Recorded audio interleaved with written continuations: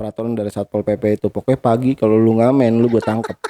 Saya turun ditendang pakai pantopel. Deg, naik gak lu kata dia. Lu kalau nggak naik, awas lu ya kata dia. Lu kabur lu gua udah kata dia gitu. Udah saya di atas diem aja kata dia gitu. Nah, jadi pas zaman saya ngepang itu waktu itu banyak lah ladies pang kita sebutnya.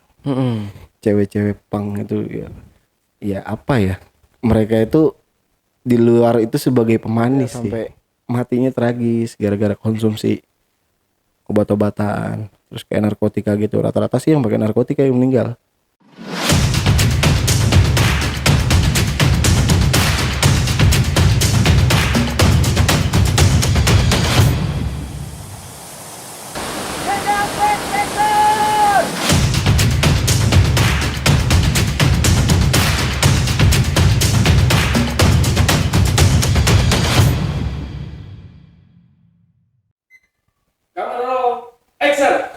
Oke. Assalamualaikum warahmatullahi wabarakatuh. Berjumpa lagi dengan saya Ale, pastinya dalam obrolan otong, obrolan tongkrongan. Nah, seperti biasa di sebelum-sebelumnya saya sudah menghadirkan narasumber yang benar-benar wow, keren dan pengalaman-pengalamannya juga luar biasa. Tapi kali ini ada sesuatu yang berbeda dari narasumber kita. Yang mana narasumber kita ini adalah seorang konten kreator juga dari Circle Gaib. Nah, tapi tenang guys. Jadi di sini kita nggak ngobrolin tentang hantu-hantuan nih. Kita pengen tahu secara lebih detail lagi nih kehidupan atau pengalaman sehari-hari dari sang konten kreator ini. Kita sambut saja. Siapakah dia? Oke, selamat malam. Assalamualaikum Bang Bolot Waseso. Oh ya, Bang Bolot ini, jadi mungkin kalau teman-teman sudah sering banget ya, udah nggak asing lagi pastinya sudah nonton di channel YouTube Jejak Backpacker, channel sebelah. Nah, jadi Bang Bolot, oke kita sapa dulu ya. Hai. Okay. Ya, Bang Bolot, ya gimana kabarnya Bang Bolot? Alhamdulillah baik Bang Le. Sehat ya, alhamdulillah kita semua diberikan ya kesehatan dan rezeki yang lebih lancar lagi pastinya. Amin. Amin ya. Nah, di sini sengaja saya undang Bang Bolot nih buat ya kita curcol-curcol Bang. Siap Bang. Iya. Baik. Ngobrol sampai pagi. Iya. Kuat Bang?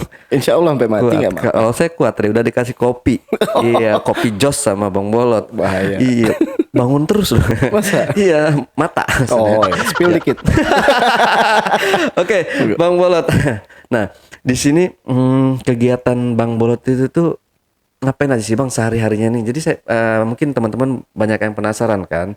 Selain Bang Bolot ini seorang konten kreator di horor yang channelnya udah nggak dijalanin lagi. Vakum lama itu. Ya udah vakum. Nah, jadi selama nggak di YouTube lagi ini vakum ya, istirahat dulu ya untuk channelnya ya. Nah, selama itu Bang Bolot nih kegiatannya itu ngapain aja sih Bang? Kegiatannya itu ya masih aktivitasnya sama kayak manusia biasa, makan, minum, tidur, kayak gitulah Bang Ale ya. Iya. Kesehariannya gitu. Tapi di balik semua itu saya juga lagi sibuk sama kerjaan gitu, makanya untuk membuat konten itu ya masih di kebelakangin karena lagi ada aktivitas yang benar-benar kebutuhan buat diri pribadi dan keluarga gitu Bang Ale. Oke. Ya. Jadi udah di ini dulu nih, berarti kerja ya lebih tepatnya Bang Bolot sekarang udah kerja gitu ya. Betul sekali Bang Ale. Karena apa-apa butuh modal Bang Ale. Oh iya benar juga. Iya. Tapi kita dulu nggak modal loh Bang. Masa? Iya. Kan beda orang beda rezeki Bang Ale. Beda. Usahanya yang dicari kan. Gitu. Kita ya modalnya tahan banting aja sih Bang. Betul. Tahan cercaan, tahan cacian, tahan gunjingan, tahan cemoohan. Iya. Itu yang kita tahan. Pokoknya pedih ya. Pokoknya tetap jalan terus, Jejak Backpacker harus jalan terus gitu. Iya. Nah, di sini katanya Bang Bolot itu dulu pernah apa ya? Boleh dibilang kayak berandalan atau apa sih kalau kita nyebutnya anak pang Bang ya. Iya, betul. Sebenarnya bukan berandalan juga ya. Anak pang itu mereka punya kehidupan tersendiri ya. Iya. dari orang-orang lain tuh memang beda, tapi mereka ini membentuk sebuah circle Betul gitu kan, banget. anak pangnya. Nah, katanya pernah jadi anak pang. Dulu itu saya tuh pengamen. Awal-awal pengamen itu yang ngeliatin fashion mereka gitu. Karena saya lihat musisi-musisi jalanan tuh unik. Oke. Kadang ada yang bisa main gitar senarnya cuma satu, senarnya cuma dua. Itu menurut saya kan unik banget Bang Ale. Ya. Apalagi dengan senar satu gitar itu tapi suaranya dia bisa nyambung. Bisa sebagus itu maksudnya dia nyanyi. Dari situ saya itu baru ngeliat stylenya dia. Oke. Penampilannya dia ada yang porak-poranda, ada yang rapi gitu kan. Tapi saya lebih memilih yang ke porak-poranda. Contoh kayak punk gitu kan. Awal-awal mula tuh punk saya nggak kenal punk itu seperti apa gitu. Yang saya tahu mereka cuman berandalan yang seperti Bang Alek bilang gitu kan. Tapi di balik semua itu nggak taunya punk itu punya jiwa sosial yang tinggi Bang Alek. Oh, oke. Iya, meskipun dulu punk itu dianggapnya sebelah mata sama masyarakat kayak gitu kan. Karena kita itu sebagai punk itu kemanapun itu selalu dihina Bang Ale. Penampilan lu gembel gini kita selalu dikucilkan. Tapi optimisnya kita keluar ini untuk berkarya, untuk cari nafkah, untuk keluarga, untuk diri pribadi. Karena apa? Kita itu kan nggak mungkin meminta dari orang lain, apalagi mencuri. Lebih baik kita yang nyari dong. Betul. Segala sesuatunya ya kita hidup ini harus punya jati diri seperti itu. Cuma tergantung kita mau ambil ranah yang mana. Mau jadi penjahat, apa mau jadi orang yang baik. Jadi semua itu pilihan Bang Ale. Seperti itu. Makanya ya saya itu dulu berkecimpungnya larinya ke punk. Karena saya ngeliat mereka nih jiwa sosialnya besar. Waktu pas ada kebanjiran itu di daerah Jakarta Timur, itu ada warga perbatasan lah ya, Oke. Jakarta Timur sama Pondok Gede itu. Waktu itu saya ngeliat dia itu salah satu orang itu banyak orang di situ sekeliling itu kan banjir Bang. Itu namanya Kali Molek ya. Jadi ada orang yang maksain untuk lewat. Karena banjir, motor itu stuck Bang di tengah jembatan. Itu sebanyak itu orang nggak ada yang nolong. Sama sekali nggak ada yang nolong. Dan sampai pada akhirnya ada satu orang yang saya nggak tahu dia itu titelnya apa gitu kan. Saya lihat tuh rambutnya pirang, kupingnya bolongnya gede gitulah, terus tatoan semuka gitu. Yang saya pikir dia tuh preman. Awal-awal mula itu saya mau berangkat sekolah SMP tuh saya ingat banget. Nah sampai pada saatnya tuh ditolongin Bang ceritanya. Dia berani tuh Oke. nolongin sampai ke tengah-tengah jembatan itu. Padahal arus itu kencang banget Bang. Kali Molek tuh kalau banjir itu kalau lagi ngeluap, derasnya luar biasa itu. Dia beraniin buat nolongin orang itu. Ditariklah mundur. Motornya nggak dapat karena Pak anyut. Sisa orangnya doang. Dari situ saya penasaran, nanya-nanya lah sama orang-orang sekitar situ. Itu dia apaan sih, preman apa kayak gimana, apa yang megang wilayah situ kok berani bisa sampai nyebrang. Nah, terus akhirnya ada yang bilang, itu anak pang sini Bang. Anak pang. Maksudnya gimana? Iya, pengamen sini. Nah, dari situ saya masih belum paham. Anak pang itu seperti apa konsepnya. Terus sampai pada akhirnya, ya SMP kelas 1 itu, saya tuh buka-buka internet. Zaman-zamannya warnet tuh dulu. Yeah. Pang itu apa sih? Nah, akhirnya ada penjabarannya di situ. Terus, oh nggak taunya mereka ini musisi juga. Mereka ini orang-orang yang berkarya. Gitu. Tapi karya mereka tuh kadang suka ditolak sama orang lain karena penampilan mereka, ya kan? Nah yaudah, akhirnya saya dengerin tuh lagu-lagunya dia. Mulailah masuk tuh ke jiwa saya gitu, meresap lah gitu.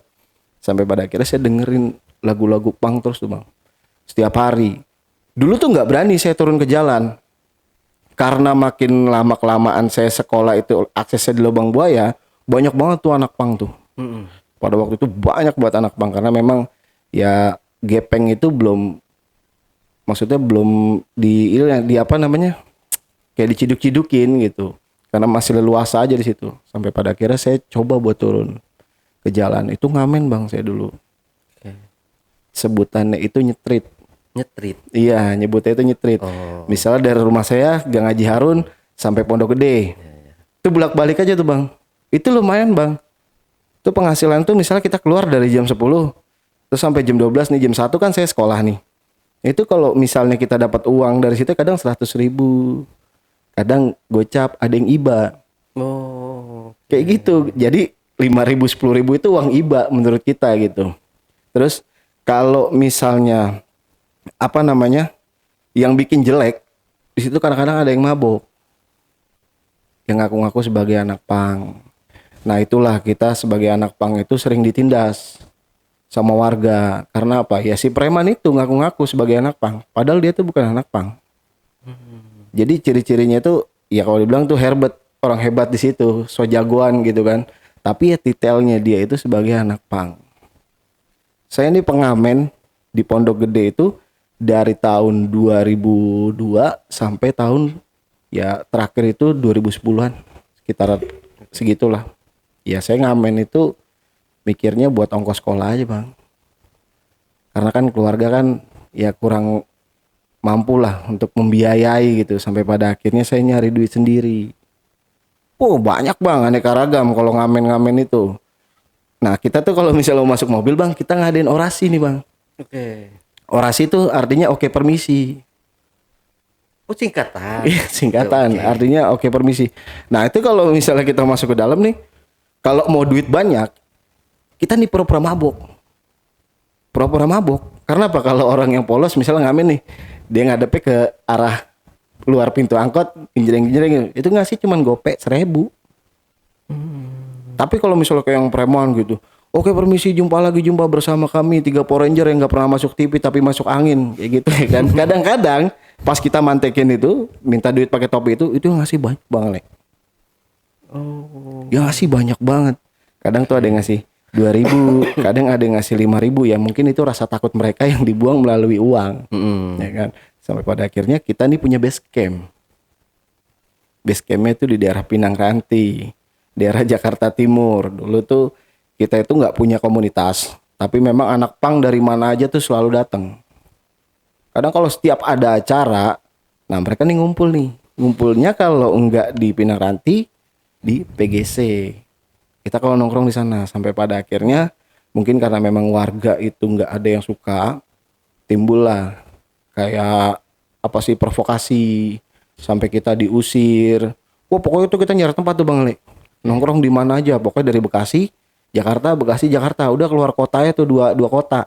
Sampai pada akhirnya tuh teman saya ngomong kayak gini, kalau misalnya emang diusik mulu, kita bikin aja rumah di daerah Jakarta Timur. Akhirnya bikin rumah tuh satu tuh kita sewa. Itu patungan Bang Le. Kita patungan, jadi teman-teman itu kalau nggak salah ada 8 orang dulu. Teman-teman saya. Nah kita itu sebagai anak pang itu bukan cuma sebagai pengamen, tapi kita juga bantu-bantu panggul-panggul sayur di pasar. Oke. Jualan kantong juga. Jadi kita bukan seolah-olah yang kayak malakin orang, ketemu anak sekolah gitu dipalakin. Nah itu biasanya orang-orang yang so tahu. Orang-orang yang so tahu pang. Padahal kalau kita pikir gini, orang-orang yang di jalan itu kayak anak pang itu rata-rata anak-anak broken heart semua. Bisa ada masalah di rumah, nah dia nih nggak bisa menyelesaikan masalah di rumah, Oke. ditumpahin ke jalan. Karena apa? Di jalan itu kan kita nemuin banyak karakter Bang Le. Contoh kayak ada orang yang galak, apa yang kayak gimana. Ya dia tuh semua itu yang dia lakukan itu karena dia stres. Kita nih saling berbagi cerita. Itu indahnya ketika kita pas lagi di jalan. Kita selalu nanya nih, kenapa sih lu turun ke jalan? Ya orang tua gue cerai. Pasti jawabannya seperti itu. Orang tua gue saling bunuh, gitu. Gila ya. Itu yang bikin hati saya kesentuh banget gitu. Nah saya, kalau ditanya, lu kenapa keluar? Kenapa lu milih jalanan? Nyari teman. Karena emang dari kecil tuh saya itu di rumah, teman-teman saya itu ya sama saya itu sebelah mata. Mandangnya. Saya tuh jujur aja kalau teman-teman saya nonton ini mungkin ya, waktu pas momen-momennya hari Islam kayak Idul Adha kayak gitu, saya nggak pernah diboncengin pakai motor mereka.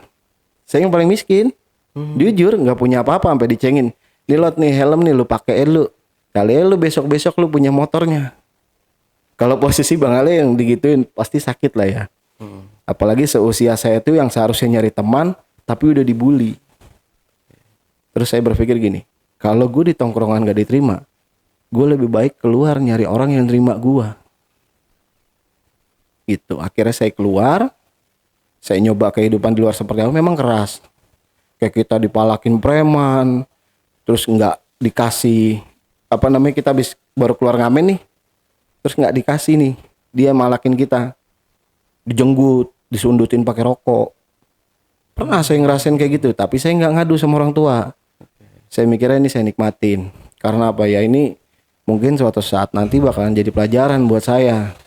Karena apa, nggak selamanya orang baik itu baik banget gitu, karena ya kayak gitulah pikirannya, orang baik itu bisa jadi bangsat kayak gitu. Nah, jadi zaman pang itu saya udah mulai parah tuh Bang Ale. Udah mulai nyoba-nyoba kayak minum, kayak gitu, minum-minuman beralkohol lah. Oke. Saya minum, tapi alhamdulillah wallahi sampai sekarang pun saya tidak yang namanya mengkonsumsi narkotika. Kayak gitu. Karena memang di dalam diri saya ini cuman gue pengen jadi alkoholik aja. Karena kalau gue minum gue mabok bisa gue muntahin. Dan gak ada efek sampingnya sampai ke belakang gitu, sampai ya gimana-gimana lah. Jadi di tongkrongan itu banyak banget. Ada yang gunain kayak gitu, ya kayak garam kayak gitulah modelnya, kayak ada yang minum. Nah saya lebih memilih yang minum gitu. Karena yang minum itu menurut saya gimana, asik aja ketika kita udah pusing, kita tiduran lemes, gak bakalan bisa ngapa-ngapain. Paling ujung-ujungannya kalau misalnya emang enak lari ke tenggorokan. Udah kita dicengin aja. Iya mabuk kayak gitu. Udah lari ke tenggorokan, kita ketawa, keluar semua. Dan beban itu ngeplong aja. Nah beda lagi sama orang yang pakai narkotika kayak gitu. Mereka tuh lebih sensitif. Kalau kita tegur itu, wah galakan dia lah gitu. Sampai pada akhirnya gini. Karena memang saya nggak punya uang. Waktu itu sama teman-teman kita nggak boleh ngamen. Karena apa? Trantip itu merajalela di Jakarta Timur waktu itu. Saya mau nyobain herbal. Herbal itu apa? Herbal itu kecubung. Oh, oke. Saya nggak tahu kecubung kalau itu kecubung. Jadi ceritanya temen tuh bawa daun. Daun tuh daun masih muda. Saya pikir tuh sawi. Dia makan nih pakai mie kan. Saya ngeliatin tuh enak banget. Tapi saya ngeliatin yang satu lagi nih belum makan. Nunggu saya nyuap dulu. Kalau saya nyuap dia makan. Mau nggak mau saya makan. Baru 2 kali suap saya makan itu daun. Ini lari ke sini Bang Ale. Langsung puyeng, tek. Udah nggak sadar. Oh gitu. Bener-bener muka saya ini di mangkok mie. Iya. Saya sadar itu pas saya dibangunin tuh muka saya kuah semua sama potekan mie yang udah mateng gitu kan. Saya giniin, ini apa nih? Saya masih sadar pas dia ngomong sana sini tuh masih sadar. Masih sadar. Ini si bolot pindahin gitu ke taman. Saya mungkin dengar bisik-bisikannya kayak gitu. Sampai pada akhirnya tuh saya sadar-sadar itu saya tidur di taman segitiga Pinang Ranti itu. Saya tiduran di hamok. Hamoknya tukang ojek. Hamok custom gitu kan, pakai sarung kayak gitu, diikat pakai tali ya kan, kiri kanan. Nah, tanpa disadari kaki saya ini yang sebelah kanan itu. Jadi saya tuh ngerasa pakai sepatu jenggel Bang Ale. Karena impian saya pada saat itu saya punya sepatu jenggel. Sepatu jenggel pang, tahu kan yang tinggi itu, yang rocker betul. Itu yang talinya diikat sampai panjang itu sampai atas. Nah, muka. Iya. Ketutup dong ya. Jadi kaki saya ini ngampleh satu tuh di hamok itu. Kaki saya ngampleh, kok bunyi kresek-kresek gitu kan. Saya pegangnya tuh, kok bunyi sepatu gue. Udah. Saya bangun dengan sadarnya tuh, ya sadar-sadarin padahal setengah sadar.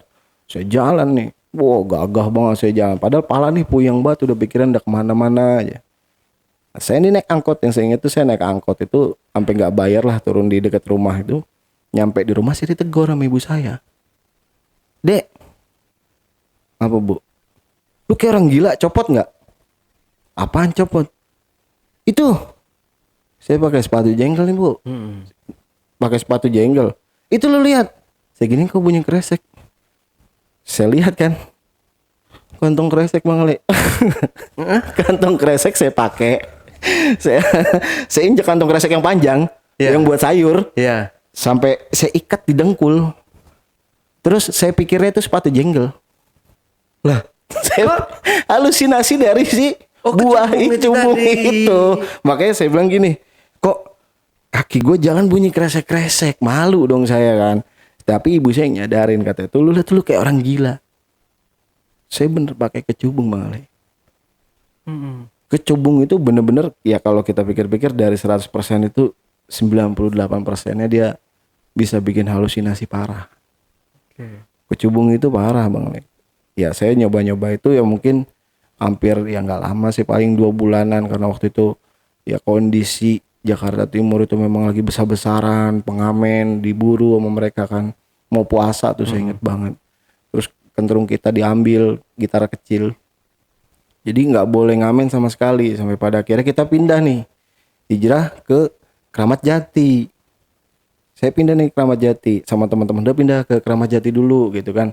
Jadi di Kramat Jati itu ada pinggiran tuh, ada kali itu Bang Ale. Nah kita biasa tidur di situ, biasa tidurnya di situ. Setiap malam pagi itu nggak boleh keluar, nggak boleh ngamen, itu peraturan dari Satpol PP itu. Pokoknya pagi kalau lu ngamen lu gue tangkep. Kok begitu Pak? Iya nggak boleh, karena apa? Kita ada patroli gabungan. Jadi kalau misal sampai lu keluar lu gua tangkap, kata dia gitu. Nah lucu nih. Jadi kejadian ini bener-bener blow on sih kalau menurut saya. Saya pagi-pagi tuh tidur jam berapa ya? Saya lupa. Pokoknya dibangunin sama orang itu jam 5:30. Oke. Jam 5:30 saya dibangunin. Bang, bangun bang. Ikut saya yuk. Kemana? Saya mau pindahan. Berapa nih? 150. Gede dong. Tahun 2003-2004 tuh 150 gede. Yaudah, bentar lu ya. Saya nyuci muka dulu tuh pakai Aqua, inget banget tuh. Saya nyuci muka. Terus saya naikin mobil. Mobilnya mobil pick up kayak gitu. Naik, saya udah naik, nggak tahu ada teman saya di depan. Dia nengok ke saya. Lu ngapain, Lot? Lalu ngapain? Enggak, lu ngapain di sini? Lah gue bantuin pindahan. Mata lu, kata dia. Siapa yang pindahan? Itu tadi bapak itu. Tuh lu buka tuh belakangnya. Saya buka. Jadi kayak tutupin stiker gitu belakang pick up. Pol PP Bang. Saya turun ditendang pakai pantopel. Naik gak lu, kata dia. Lu kalau nggak naik, awas lu ya, kata dia. Lu kabur lu, gua udah, kata dia gitu. Udah saya di atas, diem aja. Kata dia gini, lu goblok lagian, mau aja lu naik ke mobil. Tadi dia ngomong pindahan 150 gede banget bro, pagi-pagi. Kata saya gitu, duit 150.000 tuh gede banget. Menyerahkan diri langsung. Secara langsung ya. Ya dia juga pinter Bang Ale. Dia ngejebak saya dalam kondisi yang setengah sadar. Ya pagi-pagi belum sarapan. Terus nyampe lah kita ceritanya nih di ya salah satu lokasi lah itu tempatnya dia. Itu dibotakin dulu. Dibotakin, sama dia ditanyain, kamu sekolah nggak? Gini-gini, nggak percaya. Akhirnya karena dia memang mau tahu keluarga saya kan nggak punya handphone waktu itu. Orang tua kamu di mana? Pondok Gede, gini. Nah terus, kamu masih sekolah apa enggak? Enggak pak, saya nggak sekolah. Yaudah sini kamu. Panggil dulu, kira ngapain? Pala diserut Bang Le. Royot, grepes, udah kayak cupang aduan. Duduk di situ nungguin aja, teman-teman dipanggilin lagi semua tuh. Habis di absen tuh di dalam tuh kita dibina. Di dalam itu jadi kita nggak kayak bener-bener ketangkep kayak napi. Kita masih diperlakukan dengan baik gitu kan, karena kita cuma sebagai pengamen, bukan maling, bukan apa. Nah akhirnya sampai pada saat itu saya ada kepalanya itu, salah satunya tuh bapaknya teman saya sekolah. Lah ini mah teman anak saya. Masa sih pak? Iya di sekolah. Telepon lah ceritanya teman saya. Mam ini teman kamu kan? Lah iya. Emang kenapa? Itu dia ketangkap pas lagi ngamen. Malunya Bang Ale seumur hidup. Di sekolah saya digosipin, ih Bolot pengamen gitu. Bolot pengamen gembel, kata dia begitu. Malu banget saya diemin. Terus kata teman-teman begini, nggak apa-apa Lot. Apa namanya? Lu ngamen biar lu berkah, dapat duit. Tapi dari situ bete banget saya Bang Ale, dipalakin mulu sama senior. Sini lu ngamen dapat berapa? Jadi kayak preman, kata saya gitu. Ngapain lu malak-malakin gua? Turun aja lu ke jalan langsung biar gua gebugin, kata saya gitu. Kagak berani dia. Udah tuh lucunya lagi gini. Jadi balik lagi ke kecubung nih, pengalaman teman-teman saya nih. Karena saya udah mengalamin itu, adalah beberapa teman-teman saya yang saya kerjain Bang Ale. Gue pengen tahu nih reaksinya kalau teman-teman gue nih gue cekokin kecubung. Gimana sih rasanya kan? Pengen lihat karakter mereka tuh seperti apa. Karena apa? Bener-bener kalau kita konsumsi kecubung itu bener-bener kita berubah jadi apaan aja. Saya kasih teman saya reaksi setengah jam itu, dia begini Bang Le, sambil tiduran kaki dipanjangin. Jadi apaan Bang Le? Sendok. Maksudnya? Jadi sendok. Saya kan tanya, abis saya kasih nih, Hah? lu ngapain? Lot, masa gue jadi sendok? Kata dia gitu. Oh, halunya kayak gitu ya? Halunya gitu. Masa gue jadi sendok? Ah, lu yang bener. Iya, kakinya dipanjangin Bang Ale, tangannya begini. Nah, teman saya lucu lagi, ada lagi yang nggak percaya. Nggak percayanya karena memang kecubung itu memang ya dipikirnya dia tuh ya kayak buah-buahan aja. Cuman waktu itu saya isengin. Saya bikin kayak rujak modelnya. Dia kan rasanya itu ya kayak apa ya? Modelnya kayak jambu klutuk, cuman yang nggak manis gitu, yang anyir kayak gitu. Saya kasih, saya potekin tuh, saya liatin aja dari jauh. Reaksinya kayak gimana nih? Karena reaksi dia itu bisa sampai ya ada yang sejam, ada yang sejam setengah, tergantung halusinasi. Nah, tiba-tiba teman saya ini bangun Bang Ale. Dari duduknya saya ngeliatin dia tuh muka udah malas ngomong. Pokoknya kalau kita konsumsi kecubung itu udah malas ngomong. Mau ngomong aja berat, mau ngomong iya, mau ngomong apa. Jadi orang ngomong itu kita cuman ya udah enggan lah buat berbicara apa-apa. Saya kasih teman saya ini ceritanya inisialnya si D. Dia kan mau pulang. Dia pamit sama saya. Lot gue balik ya. Balik. Iya, bini gue takut nyariin. Bini lu nyariin. Udah, nggak bakalan bini lu nyariin, sini aja dulu, saya gitu. Masih saya kasih terus, saya jor tuh. Saya campurin sama sambel apa namanya garam itu. Udah, ini nih. Karena apa? Saya kesel sama dia. Saya pernah dicekokin sama dia obat. Jadi saya ngopi, digerusin nih sama dia nih. Saya nggak tahu kalau kopi saya itu dicampur sama gerusannya dia. Pagi-pagi bangun badan saya lemes banget. Saya telepon kan dia. Maaf ya, anjing saya gituin. Lu ngasih apaan di minuman gua? Oh itu Lot, obat tit kayak gitulah.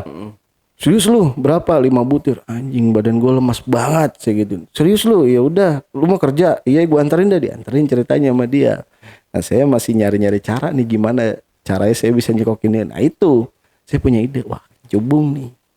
Gokil juga. Nah, akhirnya dia saya cekokin kayak gitu, reaksinya parah Bang Ale. Oh. Saya ke warung dulu nih sebentar, kita keluar. Dia mau balik. Dia jadi cincorang Bang Ale. Benar-benar jadi cincorang, tangannya begini nih dia. Tangannya begini. Saya mau masuk pintu dia begini. Set. Lu ngapa, Dek? Gua masa jadi cincorang? Berarti dia ini lebih parah dari ini ya, tembakau gorila ya? Lebih ya nggak tahu, saya nggak pernah cobain. Tembakau gorila saya nggak pernah cobain. Maaf ya demi Allah saya nggak pernah Enggak cobain. kan, katanya kan tembakau gorila kan ya lebih kurang kayak gitu juga kan? Ya Lebih parah lagi. menurut gitu. internet kan seperti itu Bang Menurut Ale. berita. Cuma kalau halusinasi cubung ini saya udah ngeliat reaksinya langsung. Bener-bener kita tuh bener-bener nggak jadi orang. Jadi Banyak pengaplikasian di otak kita tuh banyak. Misalnya Bang Ale jadi kipas angin nih. Bang Ale apa namanya konsumsi kecubung itu Bang Ale cuman gitu. Bang Ale oh, tergantung Bang Ale mau jadi kipas angin gantung ntar begini kayak gitu Bang Ale. Jadi tergantung pengaplikasian di dalam otak kita seperti apa. gitu kecubungnya. Kita bakalan jadi seperti itu. Kadang kan ada yang emosi, ada yang galak. Nah itu yang parah. Nah lebih baik nyari yang santai yang kayak gitu. Saya juga kasih kayak gitu ke teman saya ngeliat orangnya kayak gimana, yang asik-asik aja.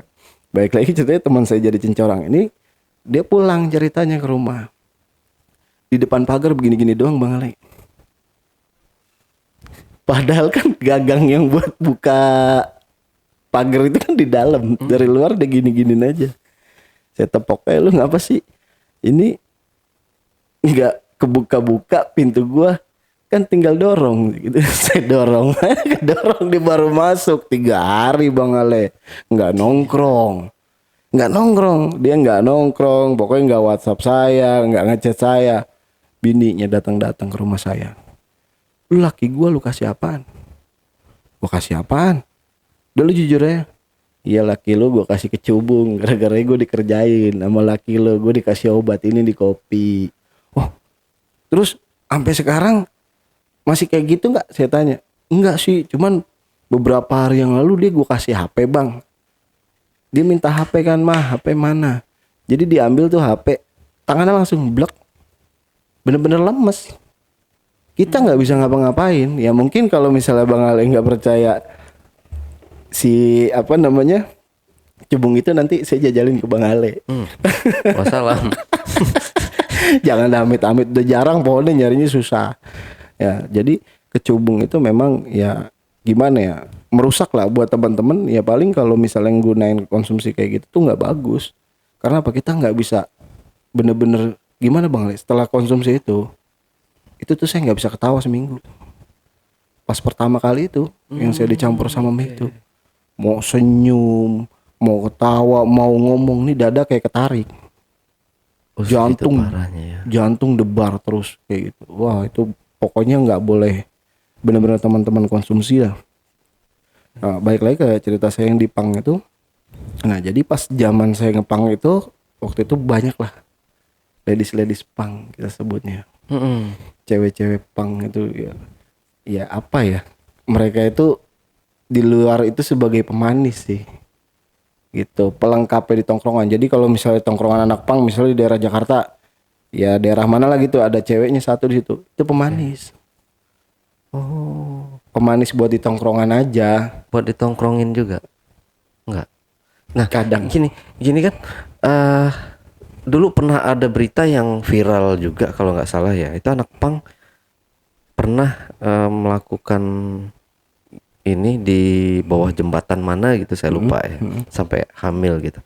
Ini emang benar nggak sih kalau di tongkrongan anak jalanan atau anak pang gitu ya, mereka melakukan free sex nggak sih bang? Tergantung di situ. Palingan gini bang, kalau misalnya cewek-cewek yang seperti itu mereka memilah, sama aja sewajarnya kayak kita nyari pasangan. Lu suka, sama-sama suka, ya udah kita pacaran gitu. Tapi kalau misalnya beda lagi, kalau titelnya dia tuh jablay. Oke, pang jablay ini. Nah dia bisa dipakai sono sini Bang Ale, dengan cara kita ya cekokin minuman aja gitu. Terus kita bisa pakai dia rame-rame kayak gitu. Tapi ya tergantung juga, paling cuma beberapa doang. Paling banyak itu kalau cewek ladies pang itu, dia itu turun ke jalan tuh nyari cowok. Mereka tuh udah pacaran. Pantesan saya sering lihat juga ya, anak pang itu sering gandengan berdua. Oh ini Ya. cowok pacaran nih kayaknya, terus mesra mereka minum di warung kopi gitu, berdua-dua gitu. Makanya kalau dipandang cewek murahan tuh salah. Mereka turun ke jalan nyari pacar. Karena apa, dia mau nyari yang ganteng apa yang kayak gimana mungkin susah. Iya. Makanya dicarilah yang kayak gitu. Ya udah gitu mungkin dia punya jiwa seninya yang kuat. Dia lebih baik turun ke jalan, ketemu teman-teman, daripada dia hidupnya asik kayak di rumah atau kayak gimana. Rata-rata broken home semua Bang Ale. Nggak ada orang-orang yang dari keluarga baik tuh, nggak ada sama sekali. Turun di jalan tuh kayak gitu. Kita tuh kalau turun di jalan paling aktivitas kita gini, nanti jam berapa sampai jam berapa itu kita minum. Tapi tuh biasanya kalau kita minum itu menjelang sore. Oke. Nggak mungkin pagi. Pagi tuh kita fokus nyari duit. Sampai siang misalnya jam 2. Nah duitnya nanti kita kumpulin. Dapat berapa nih? Kita patungan nih beli makanan. Kita makan rame-rame di situ. Oke. Misalnya berapa bungkus tuh ditumpukin jadi satu, kita makan bareng-bareng. Nah misalnya ada beberapa orang nih yang ngajak, dulu ikut sama gue ya, gue lagi ada job nih di pasar. Ya kita ngikut sama dia. Kalau misalnya nggak ada job, udah kita keliling situ aja, Oke. ngamen, nggak kemana-mana gitu. Sampai pada akhirnya tuh berubah lah. Tongkrongan itu tuh berubah karena memang ya ada salah satu orang itu yang ngerasa dirinya tuh jagoan, terus ngerusak tongkrongan itu. Akhirnya satu persatu tuh hilang. Tapi yang paling saya rindukan itu ya sampai sekarang itu, yaitu ketika saya turun di jalan itu, teman-teman tuh bener solidaritasnya ngerangkul banget. Karena apa, kita ada masalah, ada apa-apa gitu, mereka tuh bisa mecahin solusinya. Lu harus kayak gini, lu harus kayak gini, lu nggak boleh kayak gini. Jadi istilahnya kita tuh nyari temen, nyari orang tua juga di jalan. Bukan sebagai kita tuh seorang gelandangan, bukan. Kita punya seni yang nggak bisa kita tumpahkan, ya udah. Caranya ya kita ngamen, kita jual seni kita di situ. Oke. Gimana caranya seni kita diterima. Contoh kayak kita nyanyi suaranya bagus, terus kita dapat uang besar dari orang, itu kan udah senang banget Bang Ali. Karena apa? Kita dihargain. Tapi kalau misalnya orang kita ngamen di depan dia, nah dia tuh kayak masang muka jutek, nah itu kita paling benci. Lebih baik udah langsung kita tutup aja. Karena apa? Ya takutnya kita nyinggung dia, dia nggak suka. Jangan sampai ada bentrokan. Jeleknya pang pada saat itu tuh karena memang kita terlalu banyak, akhirnya banyak lah oknum-oknum yang mengaku diri mereka tuh sebagai pang. Oke. Sampai masuk ke kampung-kampung nyari tongkrongan, ngebetak celana, ngebetak baju, Ngebetak itu nyolong. nyolong, nah ngebetak sepatu, apalah diambilin. Nah sampai pada akhirnya kita tuh sering samperin sama warga kayak gitu, lu maling ya gini. Kira bubar, tongkrongan pindah, sono sini. Zaman itu handphone itu masih belum, ya gimana? Ada, cuman kan yang beli itu kan masih 1-2 orang. Iya. Jadi kita komunikasi dari mulut ke mulut aja. Di mana tongkrongan rame? No ada no di sebelah sono. Nah kita berangkat ke sono. Udah nyampe di sono ya udah. Setiap hari kita hura-hura di situ, kita nyanyi bareng, kita ngeluarin karya kita di situ. Pasti ada aja orang yang datang nggak suka. Lu bubar nggak? Padahal ya Allah Bang Ali, sedihnya. Gimana sih kita nyari temen di jalan, kita udah ketemu, kita pengen silaturahmi, tiba-tiba ada orang yang nggak suka sama kita. Gitu. Makanya sampai sekarang itu saya itu hidup gimana ya? Saya tuh nggak nyari uang atau nggak nyari apapun, tapi saya nyari teman. Karena susahnya saya, senangnya saya harus sama teman. Tapi dalam tanda kutip itu ya nggak semua susahnya juga sampai saya pinjam dulu 100 ke temen kayak gitu ya kan, sampai kayak bawa motor kabur itu. Enggak lah kalau itu mah. Makanya dari situ saya mikirnya gini, temen itu menurut saya itu ya segalanya. Tapi kadang-kadang ada aja orang yang nggak suka sama kita. Nah, jadi di pang itu kita tuh saling bahu membahu. Lu ada masalah di mana? Misalnya kita ada masalah daerah Tangerang apa, oh ya jalan ke sono kita pecahin masalah, ngobrol bareng. Kenapa sih kalau lu bisa nge-crash dari Tangerang ke Bekasi, lu ada masalah tiba-tiba kita ribut, sampai pada akhirnya itu pernah Bang Ale, kita itu ya saya ngalamin ya sedih juga sih kalau masih saya ingat sampai sekarang itu, sampai teman saya meninggal gara-garanya perang antar suku. Perang antar suku. Perang antar suku. Jadi teman saya nih suka sama cewek dari suku lain. Oke. Nah dia ini pribumi, contoh Betawi lah gitu. Nah kebetulan cewek yang disukain itu, dia itu ya mungkin inilah apa sih kalau Luar daerah ya. orang desa bilang itu kembang desa, Oke. paling cantik lah di situ. Nah dia itu nggak taunya disukain sama salah satu laki-laki, dan si laki-laki itu tahu lagi dideketin sama teman saya. Udah nggak tahu kenapa dia itu, saya dapat kabar tiba-tiba teman saya tuh udah nggak ada, dibantai Bang Ali. Gila.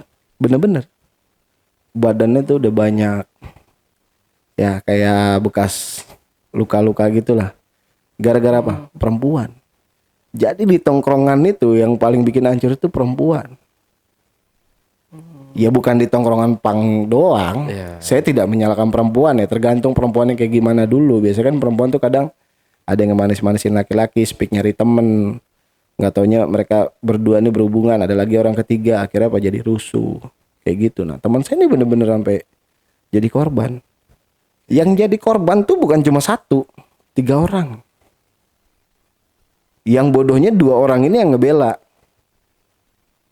meninggal juga, dikeroyok di pasar.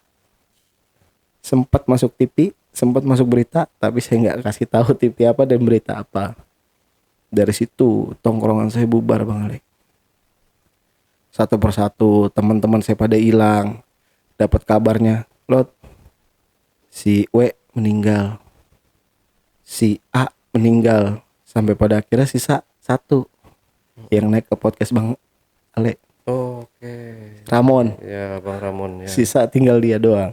Makanya saya tuh 2002, 2003 itu 2003 2004 itu yang saya ingat itu teman-teman saya tuh kayak almarhum U yang ya sekiranya gitu dah, maksudnya sampai matinya tragis gara-gara konsumsi obat-obatan, terus kayak narkotika gitu. Rata-rata sih yang pakai narkotika yang meninggal.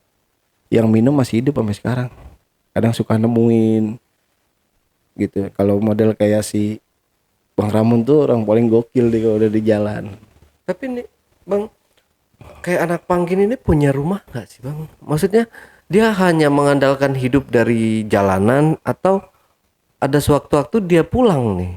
Maksudnya gini, ini kan ada perbedaan ya mungkin ya. Saya kurang paham juga dari gelandangan sama anak pang nih. Ya. Kalau gelandangan kan jelas-jelas mereka tuh tunawisma ya, nggak tahu tunawisma, nggak tahu dia Dibuat cacat sama orang. ya nyamar apa gimana Iya. gitu. Ternyata di kampungnya rumahnya gede gitu kan. Nah, kalau anak pang sendiri ini punya rumah atau memang ikut jadi mohon maaf gelandangan itu tadi?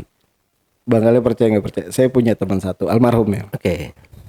Saya ngeliat ini paling gembel. Dan keteknya tuh bau banget Bang Ale kalau pas lagi di jalan.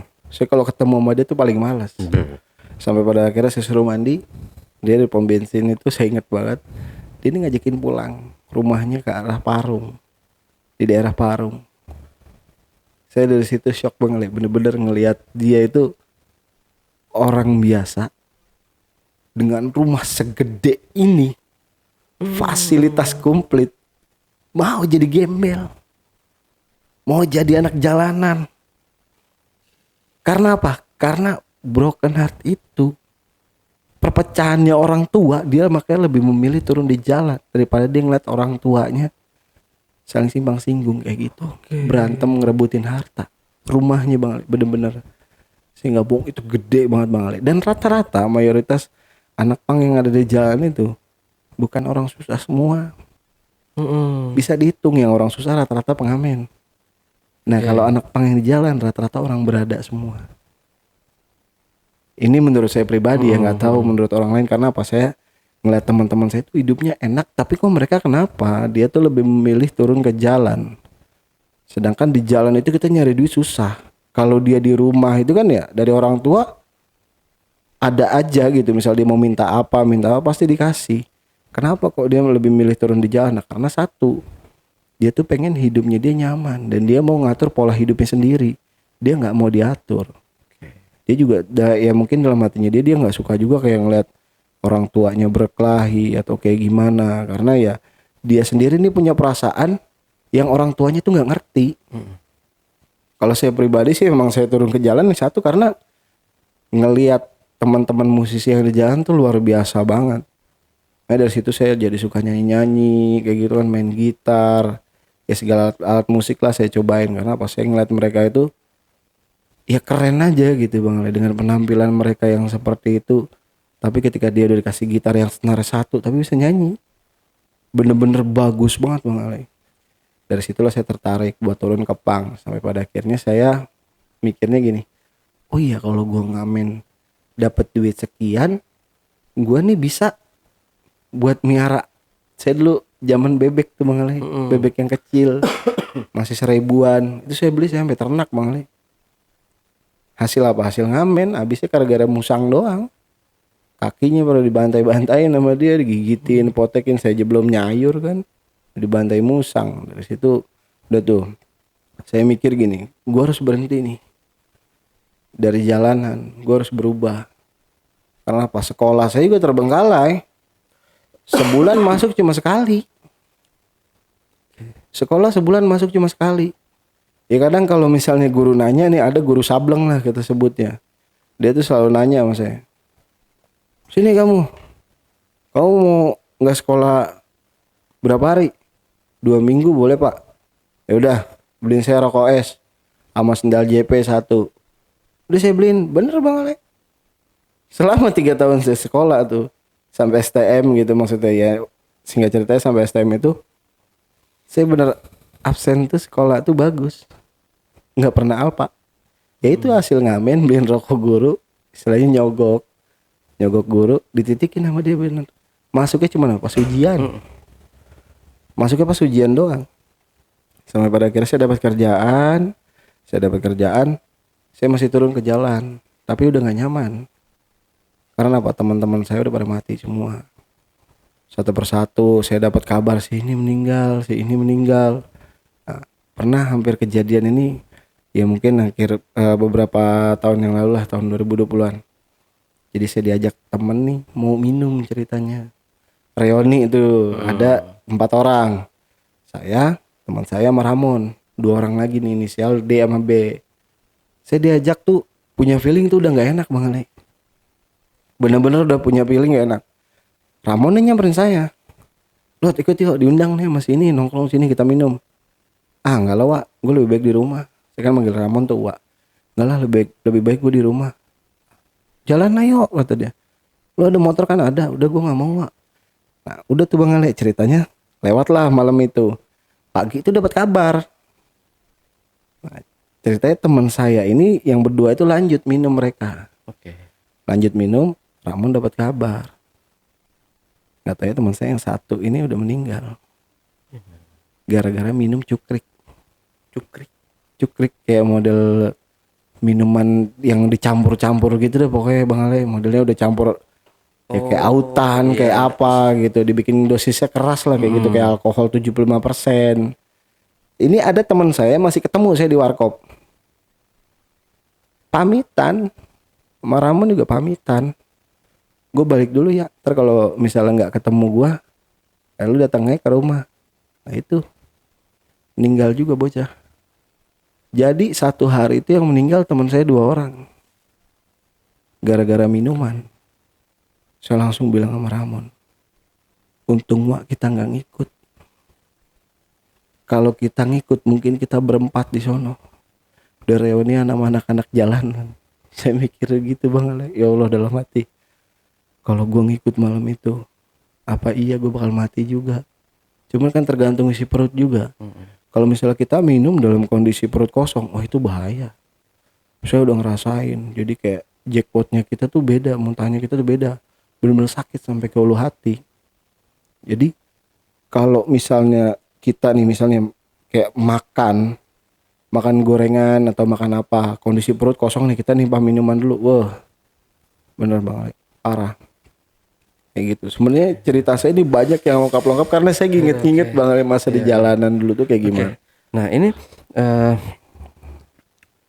berhenti. Kemudian kan ya pasti orang itu jalur hidupnya itu beda-beda Bang. Iya. Jadi nggak mungkin kita geluti terus nih sampai kakek nenek gitu. Jadi anak pang gitu yang memang anggapan masyarakat itu ya boleh bilang tanda kutip ya Bang ya. Anggapan masyarakat itu ya seperti itulah gitu. Nah, saat itu perubahan Bang Bolot ini untuk menjadi yang orang biasa-biasa aja keluar dari anak pang nih. Itu karena apa nih Bang? Ada seorang wanita yang ayo gue mau nikah sama lu, tapi lu harus berhenti jadi anak pang. Misalnya kayak gitu. Kalau itu enggak sih Bang Ali. Saya lebih ke orang tua. Oke. Karena kondisi bapak saya dulu itu tukang beca. Jadi pendapatannya itu enggak kayak orang-orang yang kerja kantoran gitu. Maksudnya kalau pulang cuman bawa duit 15.000, 20.000 gitu. Ya, terus saya mikirnya gini. Kok dengan uang seperti itu bapak pulang masih bawa uang, kok ibu saya masih ngomel. Gitu loh. Kenapa? Ya tahu sendirilah perempuan kalau udah ngoceh-ngoceh kan ya pagi aja pun ya piring apapun dibantai lah, dia dilempar-lemparin. Saya bertahun-tahun selalu dengerin itu. Sampai pada akhirnya saya mikirin gini, oke, gue berhentilah di jalan. Gue mau nyoba mau hidup yang bener aja, nyari kerjaan. Lulus sekolah ya itu ceritanya. Lulus sekolah saya nyari kerjaan, akhirnya dapatlah salah satu kerjaan ya dibilang orang sih hina, padahal ya itu mulia banget sebagai OB gitu di salah satu mall ya. Dari situ saya ngerasain kerja enak juga ya, punya uang, apa-apa kita bisa beli. Ya kalau ngamen kan kita kan nggak nentu. Kadang kalau misalnya lagi rame dapetnya banyak, kalau lagi sepi banget Bang Ale. Bener buat beli nasi bungkus aja nggak dapet. Makanya pedihnya di jalan tuh kayak gitu. Kalau kita dapat duit banyak ya bodohnya kita, karena memang kita so royal di jalan, kita patungan, beli minuman, kayak gitu. Oke. Nah ini Bang Bolot, kita kayaknya kalau mau diceritain semua terlalu panjang ya pengalamannya ini, nggak bisa kita ceritain sampai berpart-part mungkin. Nah ini pelajaran apa yang bisa kita petik atau kita ambil dari perjalanan hidup Bang Bolot ini?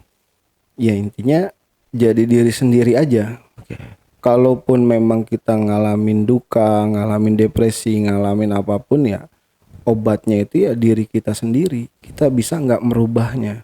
Sama kayak contoh saya ketika di jalanan, kan saya tadi bilang seperti itu.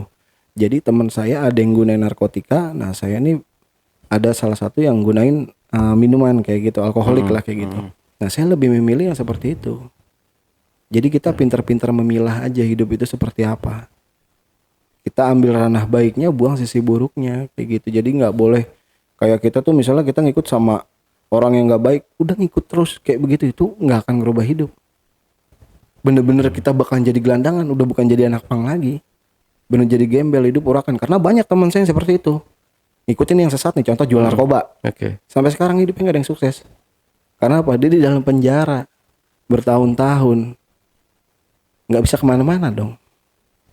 Nah, kalau mau jadi orang yang baik keluar dari sisi itu, ya maaf, bukan saya jadi contoh yang baik. Ya lihat saya sekarang ada di sini, gitu loh. Saya dalam kondisi sehat walafiat, masih bisa hidup. Saya bisa ngurangin kayak minum, kayak ya minum saya jujur aja.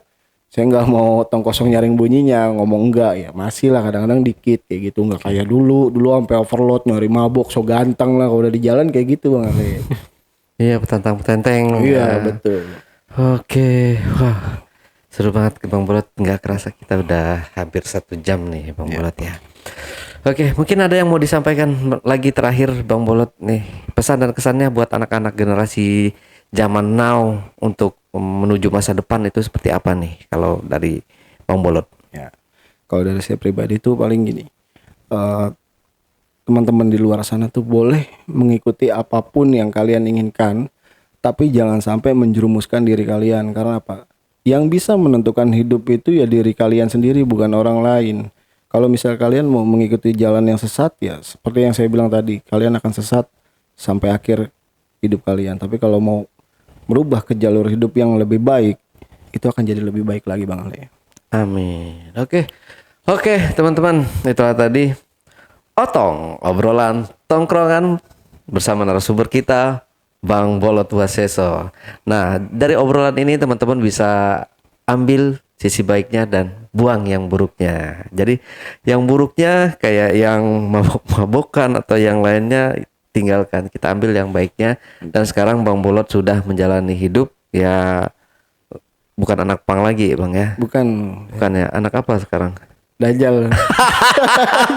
Jarang pulang Bang Ale. Oh, jarang pulang. Jarang pulang, Dajjal. Jauh Bang. Iya, Bukan iya. singkatan. Enggak, Ya? maksudnya gini, lu kayak nggak punya rumah, lu kayak bocah Dajjal gitu. Oke, teman-teman. Nah, buat teman-teman yang punya pengalaman unik, menarik, yang keren, pokoknya buat ditayangin di AJB, Ali Jejak Backpacker, teman-teman bisa hubungi admin melalui nomor WhatsApp di 0858 47683 atau yang saya cantumkan di bawah ini. Sampai jumpa dan wassalamualaikum warahmatullahi wabarakatuh. Waalaikumsalam. Bang Bolot, terima kasih Terima kasih waktunya. kembali, Bang Bang. Bolot mau semprot-semprot nggak nih? Apa Itu tuh? ada parfum kali biar pulangnya wangi. Nanti ini dari Summit Miss. Oh ini Iya, aduh, produk sendiri ini wangi kan? smooth banget Bang Ale. Iya. Gokil. Jadi sih. buat teman-teman yang mau order Summit Miss ini, teman-teman bisa cek di e-commerce Shopee. Check out langsung aja ya. Sekarang lagi ada promo beli 2 dengan harga yang sangat murah.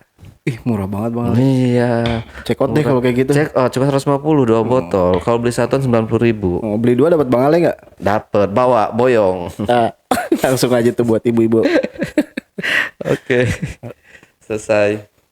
Udah, Bang, udah sampai jumpa. Dadah. Dadah. Belum dimatiin juga. Nggak tahu nih kameramennya belajar. Masih belum dimatiin.